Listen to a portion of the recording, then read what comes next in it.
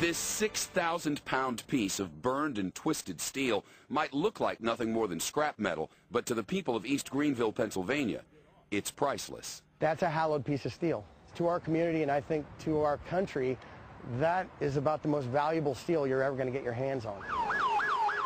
This steel survived the 9/11 terror attacks on the World Trade Center. It's one of the main columns that supported the Twin Towers, and if you look at the piece that sticks off the side, that would have represented a piece of one of the floors. 9 years after the buildings were destroyed, this steel will be the centerpiece of a local 9/11 memorial. That means a lot to resident Eric Mayers. Still 9 years and I still get teary-eyed about it. His older brother Noel worked on the 84th floor of the South Tower as a bond trader. They spoke on the phone just moments after the first plane hit the North Tower.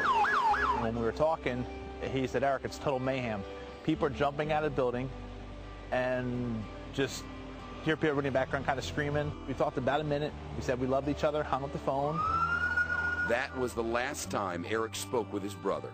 He left behind a wife and his daughter, who was born 6 weeks after he died. There's not a day that goes by that he's still on my mind. And what I wouldn't do to bring him back and, give him one more big hug and tell him I loved him.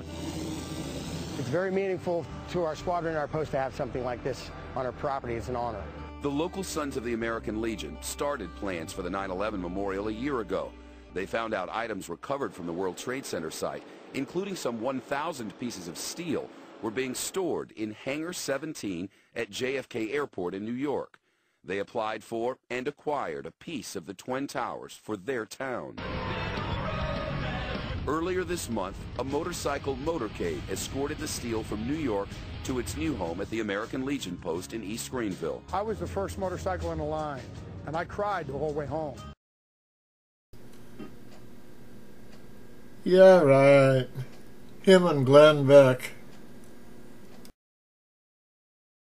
It speaks to the tenacity of Americans and that we will not be taken down. We won't be beaten. We won't allow that. This surviving piece of steel reminds a community that while thousands died on September 11, 2001, the American way of life prevails. The memorial will open there on November the 13th, and the organizers say they covered most of the $50,000 price tag with donations. We'll have a new report on the rise of freedom every Thursday night here on the Fox Report, and you can see the entire series to date at our website, foxnews.com/freedom. There are also some web exclusives there for you, footage you won't find anywhere else, and you can send emails to some of the workers involved in the rebuilding of the Ground Zero project if you go to that site, foxnews.com/freedom.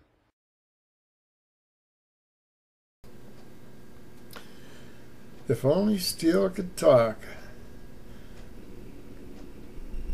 What would it say about the melted, twisted condition it's in?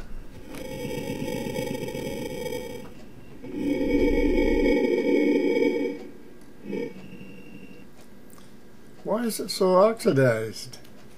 Did common office fires and gravities produce these effects?